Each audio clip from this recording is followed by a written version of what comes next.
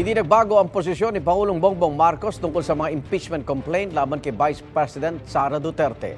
Sagot yan ni Executive Secretary Lucas Bersamin kung nakaapekto ba sa pananaw ng Pangulo ang National Rally for Peace ng mga miyembro ng Iglesia ni Cristo nitong Lunes. Noong Nobyembre, sinabi na ng Pangulo na hindi niya sinusuportahan ang mga impeachment complaint laban sa bise. Maaksaya lang anya ang oras ng Kongreso at hindi naman daw makatutulong para paunlarin ang buhay ng mga Pilipino. Ayon naman sa Makabayan Block, walang epekto ang nasabing peace rally sa impeachment complaints laban kay VP Duterte. Ang Makabayan Block ang nag-endorso ng pangalawa sa 3 reklamo. Sabi naman ni House Secretary General Reginald Velasco, naninimbang ang ilang kongresista matapos ang peace rally. Hinihintay pa raw niya kung may maghahain ng ika-4 na impeachment complaint laban sa bise.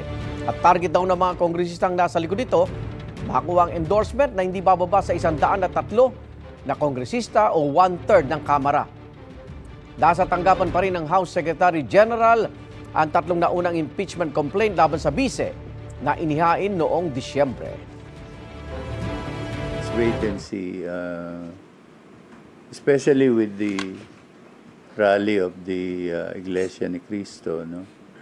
I think that will be taken into account by the House members concerned.